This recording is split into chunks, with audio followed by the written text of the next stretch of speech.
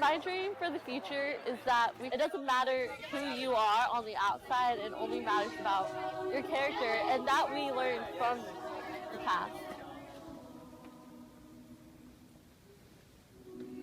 Well, they would keep Mexican-American kids from swimming in the public swimming pools, except for one day of the week, the day that they were going to clean the swimming pool.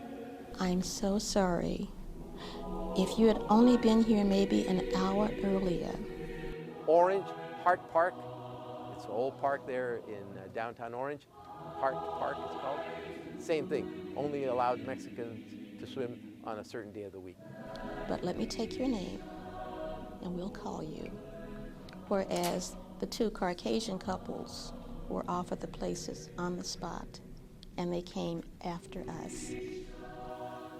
Some bigots saw us looking around there and came to the builder and said, look, you sell to those people, we're moving out, you will never sell the rest of your houses here.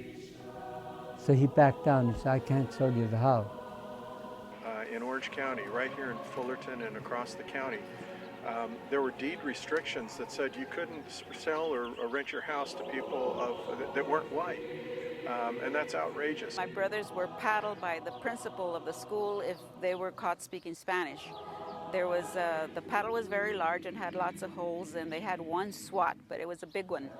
And so that's why we didn't learn how to speak Spanish, so that we would not get caught in the school speaking Spanish. One of the most celebrated events in American history took place in 1964 when President Lyndon Johnson signed the Civil Rights Act. The passage of this legislation came at the peak of the broad-based civil rights movement built by such heroes as Martin Luther King Jr., Rosa Parks, and tens of thousands of other Americans who spoke out to establish this consensus about fairness and equality. Here's a brief overview about some of Orange County's heroes whose struggles and contributions were a critical part of the civil rights movement. We are at Cypress Street School on Cypress Avenue in the city of Orange. In 1931, it was constructed for the Mexican-American students only. It was a segregated school. One of 44 schools in Orange County that segregated Mexican-American students into separate but supposedly equal schools.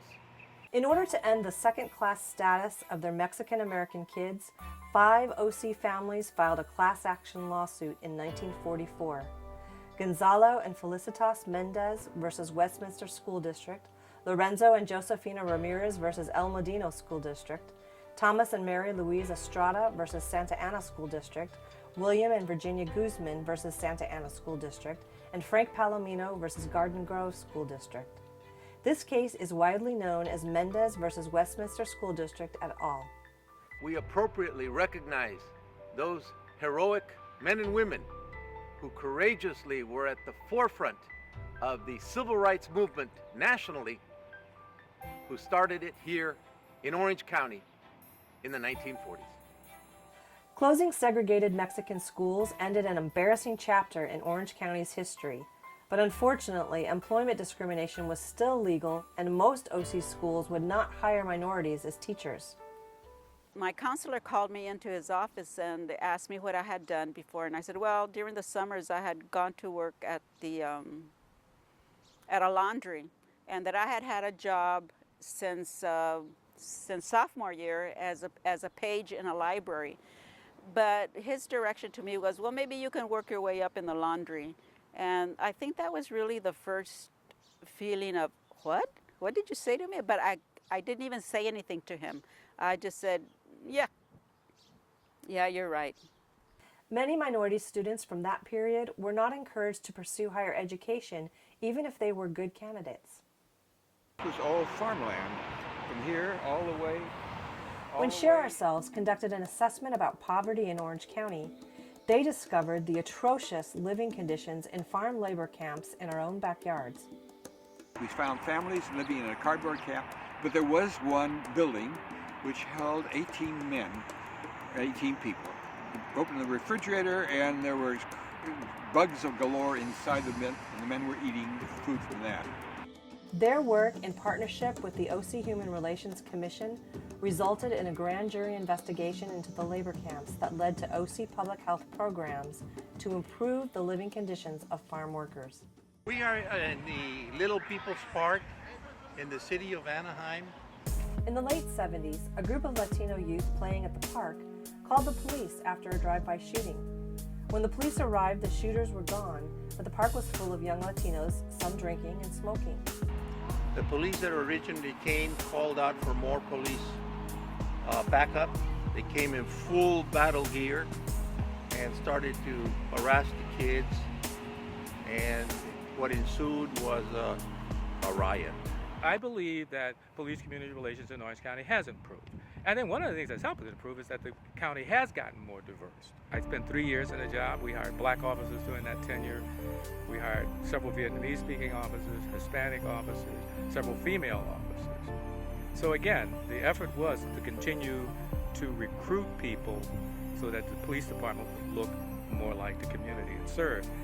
And you have to remember, 1976, when I got to Orange County, the Civil Rights Act had only been passed 12 years, and so it was a slow process. Sometime in the middle of the 80s, I came to the temple to do my work in the morning, and I noticed that there was a terrible dark black graffiti. Jews go home, Nazi swastikas, horrible kinds of negative anti-Semitic symbols. Behind me there's a large Chinese elm tree in the front yard of one of the neighbors from my childhood, and that was the Chin family. I learned from my mom, Natalie, years later that this deed restriction that kept them from moving into this neighborhood was only overthrown by petitions that she and others went door to door to collect that allowed the Chins, who became the first Chinese American family in Fullerton, to be able to buy this home. In Garden Grove, Sammy Lee, an Olympic gold medal champion who's Korean American, could not buy a house in his own hometown.